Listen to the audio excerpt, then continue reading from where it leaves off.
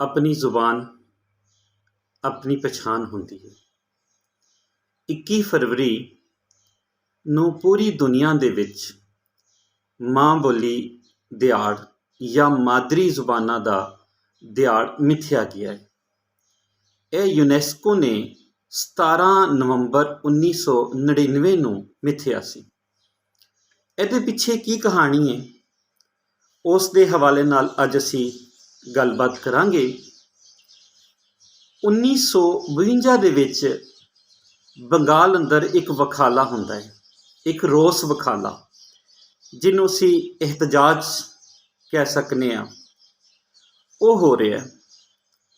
ਉਹਦੇ ਪਿੱਛੇ ਕਾਰਨ ਕੀ ਸੀ? ਕਾਰਨ ਇਹ ਸੀ ਕਿ ਬੰਗਾਲੀਆਂ ਨੂੰ ਕੋਈ ਓਪਰੀ ਜ਼ੁਬਾਨ ਪੜ੍ਹਾਈ ਜਾ ਰਹੀ ਸੀ। ਉਹਨਾਂ ਉੱਤੇ ਉਹ ਜ਼ੁਬਾਨ ਲਾਗੂ ਕੀਤੀ ਜਾ ਰਹੀ ਸੀ ਜਿਸ ਦਾ ਤਾਲੁਕ ਉਹਨਾਂ ਦੀ ਤਹਿਜ਼ੀਬ, ਉਹਨਾਂ ਦੀ ਸਕਾਫਤ, ਉਹਨਾਂ ਦੀ ਤਵਾਰੀਖ ਦੇ ਨਾਲ ਨਹੀਂ ਸੀ ਜੁੜਦਾ। ਇਸ ਲਈ ਪੰਜਾਬੀਆਂ ਵਾਂਗੂ ਬੰਗਾਲੀਆਂ ਨੇ ਉਸ ਗੱਲ ਨੂੰ ਨਹੀਂ ਅਪਣਾ ਲਿਆ, ਸਗੋਂ ਉਹਨਾਂ ਨੇ ਰੋਸ ਵਖਾਲੇ ਸ਼ੁਰੂ ਕਰਤੇ।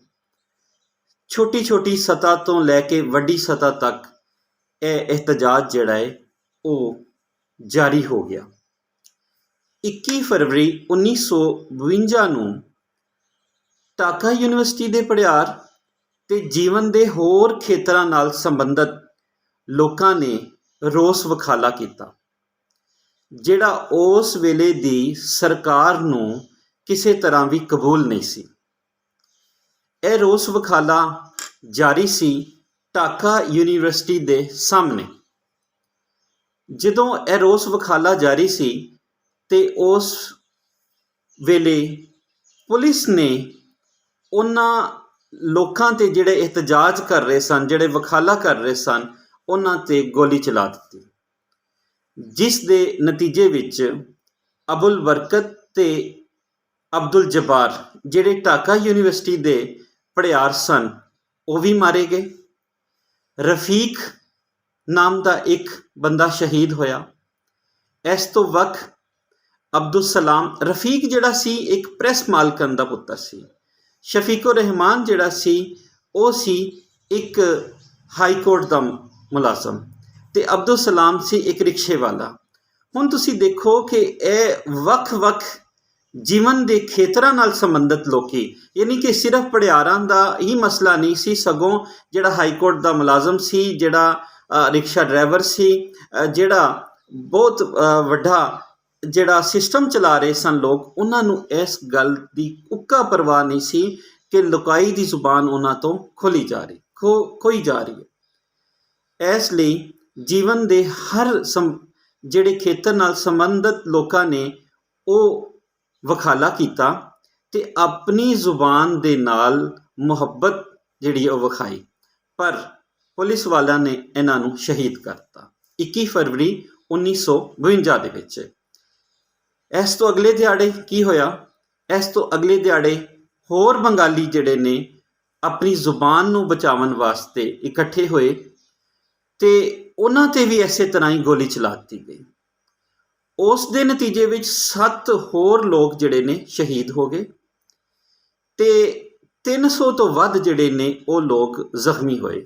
ਉਸ ਵੇਲੇ ਦੇ ਵਜ਼ੀਰ ਆਲਾ ਨੂਰੁਲ ਅਮੀਨ ਉਹ ਬਿਮਾਰਾਂ ਦੀ ਤੀਮਾਰਦਾਰੀ ਕਰਨ ਆਏ, ਉਹਨਾਂ ਨੂੰ ਪੁੱਛਣ ਗੱਛਣ ਆਏ। ਇਸ ਦੇ ਨਾਲ ਨਾਲ ਪੂਰੇ ਬੰਗਾਲ ਅੰਦਰ ਇੱਕ ਰੋਸ ਵਖਾਲਾ ਜਿਹੜਾ ਉਹ ਸ਼ੁਰੂ ਹੋ ਗਿਆ, ਜਿਹਦੇ ਨਤੀਜੇ ਵਿੱਚ ਇੱਕ ਆਪਣੀ ਜ਼ੁਬਾਨ ਨੂੰ ਬਚਾਉਣ ਵਾਸਤੇ ਇੱਕ ਤਹਿਰੀਕ ਜਿਹੜੀ ਹੈ ਉਹ ਸ਼ੁਰੂ ਹੋ ਗਈ ਤੇ ਬੰਗਾਲੀਆਂ ਨੇ ਪਿਛਾਂਹ ਮੁੜਨਾ ਨਹੀਂ ਸਿੱਖਿਆ। ਉਹਨਾਂ ਨੇ ਆਪਣੀ ਜ਼ੁਬਾਨ ਦੇ ਉੱਤੇ ਕਿਸੇ ਓਪਰੀ ਜ਼ੁਬਾਨ ਨੂੰ ਕਬੂਲ ਨਹੀਂ ਕੀਤਾ। ਫਿਰ ਕੀ ਹੋਇਆ?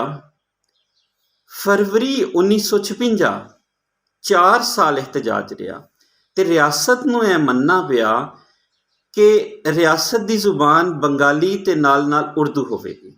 2 ਜ਼ੁਬਾਨਾਂ ਜਿਹੜੀਆਂ ਨੇ ਉਹ ਰਿਆਸਤ ਨੂੰ ਦੇਣੀਆਂ ਪਈਆਂ। ਇਹ ਇਹਤਜਾਜ ਜਾਰੀ ਰਿਹਾ ਤੇ ਉੱਥੇ ਸ਼ਹੀਦ ਮੀਨਾਰ ਬਣਾ ਦਿੱਤਾ ਗਿਆ।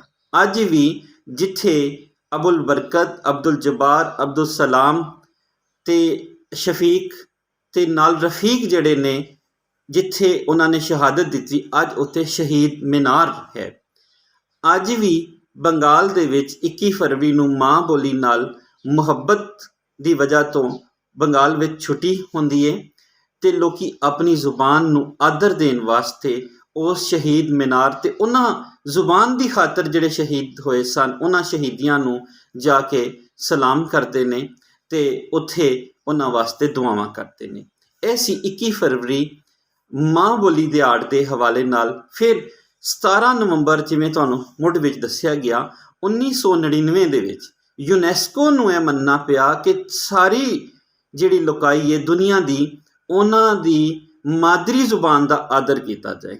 ਕਿਉਂ ਜੇ ਮਾਦਰੀ ਜ਼ੁਬਾਨ ਹਰ ਇਨਸਾਨ ਦਾ ਬੁਨਿਆਦੀ ਫਿਤਰੀ ਹੱਕ ਹੈ, ਜਿਸ ਵਿੱਚ ਉਸ ਨੂੰ ਤਾਲੀਮ ਦਿੱਤੀ ਜਾਏ ਅਤੇ ਜਿਸ ਵਿੱਚ ਉਸ ਦੀ ਪੂਰੀ ਤਹਿਜ਼ੀਬ ਸਕਾਫਤ ਜੁੜੀ ਹੋਈ ਹੈ, ਉਸ ਨਾਲ ਜੁੜੀ ਹੋਈ ਹੈ, ਉਸ ਨੂੰ ਮਹਿਫੂਜ਼ ਰੱਖਿਆ ਜਾਏ। ਪੰਜਾਬੀ ਜਿਹੜੇ ਪੰਜਾਬ ਦੇ ਵਾਸੀ ਨੇ, ਉਹਨਾਂ ਨੂੰ ਪੰਜਾਬੀ ਜ਼ੁਬਾਨ ਤੋਂ ਦੂਰ ਕੀਤਾ ਗਿਆ ਅਤੇ ਉਹਨਾਂ 'ਤੇ ਓਬੜ ਬੋਲੀ ਜਿਹੜੀ ਹੈ ਉਹ ਲਾਗੂ ਕੀਤੀ ਗਈ, ਜਿਸ ਕਰਕੇ ਉਹ ਆਪਣੀ ਸਕਾਫਤ, ਆਪਣੀ ਰਹਿਤਲ, ਆਪਣੇ ਸਮਾਜ, ਆਪਣੀ ਤਵਾਰੀਖ ਤੋਂ ਉਸ ਤਰ੍ਹਾਂ ਜਾਣੂ ਨਹੀਂ ਨੇ ਜਿਸ ਤਰ੍ਹਾਂ ਇੱਕ ਜ਼ੁਬਾਨ ਜਿਹੜੇ ਸਮਝਣ ਵਾਲੇ ਨੇ ਉਹ ਉਹਨਾਂ ਦੇ ਜਾਣੂ ਹੁੰਦੇ ਨੇ। ਵਜ੍ਹਾ ਕੀ ਹੈ? ਵਜ੍ਹਾ ਹੈ ਕਿ ਪੰਜਾਬੀ ਜ਼ੁਬਾਨ ਨੂੰ ਤਾਲੀਮ ਦੀ ਜ਼ੁਬਾਨ ਨਹੀਂ, ਇੰਸਟਰਕਸ਼ਨਸ ਜਿਹੜੀ ਹੈ, ਮੀਡੀਅਮ ਜਿਹੜਾ ਉਹ ਨਹੀਂ ਬਣਾਇਆ ਗਿਆ। ਜਦੋਂ ਪੰਜਾਬੀ ਜ਼ੁਬਾਨ ਨੂੰ ਮੀਡੀਅਮ ਬਣਾਇਆ ਜਾਏਗਾ ਅਤੇ ਫਿਰ ਇੱਥੋਂ ਦੇ ਵਾਸੀਆਂ ਨੂੰ ਪਤਾ ਹੋਏਗਾ ਕਿ ਸਾਡੀ ਤਵਾਰੀਖ ਕੀ ਹੈ, ਸਾਡਾ ਸਮਾਜ ਕਿਸ ਤਰ੍ਹਾਂ ਹੈ, ਅਸੀਂ ਕਿਸ ਤਮੱਦਨ ਨਾਲ ਤਾਲੁਕ ਰੱਖਦੇ ਹਾਂ, ਸਾਡੇ ਕੋਲ ਇਲਮ ਦਾ ਵਰਸਾ ਕੀ ਸੀ, ਸਾਡੀ ਆਪਣੀ ਹੋਂਦ, ਆਪਣੀ ਪਛਾਣ ਕੀ ਹੈ। ਜਿੰਨਾ ਚਿਰ ਪੰਜਾਬੀ ਜ਼ੁਬਾਨ ਨੂੰ ਮੁੱਢਲੀ ਤਾਲੀਮ ਦਾ ਜ਼ਰੀਆ ਨਹੀਂ ਬਣੇਗਾ ਅਤੇ ਪੰਜਾਬੀ ਵੀ ਐਸੇ ਹੀ ਵਖਾਲੇ ਦਾ ਹਿੱਸਾ ਹੁੰਦੇ ਨੇ। 1999 ਤੋਂ ਲੈ ਕੇ ਅਜੋਕੇ ਸਮੇਂ ਤੱਕ 21 ਫਰਵਰੀ ਨੂੰ ਪੰਜਾਬ ਦੇ ਵਾਸੀ ਪੰਜਾਬ ਦੇ ਅੰਦਰ ਵੱਖ-ਵੱਖ ਸ਼ਹਿਰਾਂ 'ਤੇ ਰੈਲੀਆਂ ਕੱਢਦੇ ਨੇ, ਇਹਤਜਾਜ ਕਰਦੇ ਨੇ ਅਤੇ ਆਪਣੀ ਜ਼ੁਬਾਨ ਨੂੰ ਹੱਕ ਦਿਵਾਉਣ ਵਾਸਤੇ ਪੂਰਾ ਯਤਨ ਕਰਦੇ ਨੇ। ਐਸੀ 21 ਫਰਵਰੀ ਦੇ ਹਵਾਲੇ ਨਾਲ ਮਾਂ ਬੋਲੀ ਦਿਹਾੜ, ਜਿਸ ਨੂੰ ਮਾਂ ਬੋਲੀ ਮਦਰ ਟੰਗ ਡੇ ਜਿਹੜਾ ਕਿਹਾ ਜਾਂਦਾ ਹੈ, ਮਾਂ ਬੋਲੀ ਦਿਹਾੜ ਦੇ ਤੌਰ 'ਤੇ ਉਸ ਦੀ ਤਵਾਰੀਖ ਤੁਹਾਡੇ ਨਾਲ ਸਾਂਝੀ ਕੀਤੀ ਗਈ।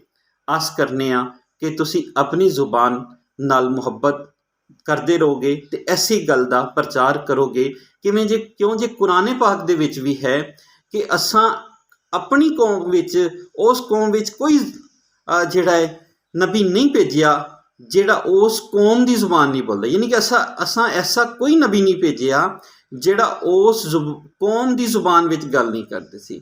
ਆਪਣੀ ਜ਼ੁਬਾਨ ਵਿੱਚ ਗੱਲ ਕਰਨਾ ਅਤੇ ਨਬੀਆਂ ਦੀ ਸੁਨਨਤ ਹੈ, ਆਪਣੀ ਜ਼ੁਬਾਨ ਨਾਲ ਮੁਹੱਬਤ ਕਰਨਾ ਅਤੇ ਉਹਨਾਂ ਦੀ ਸੁਨਨਤ ਹੈ।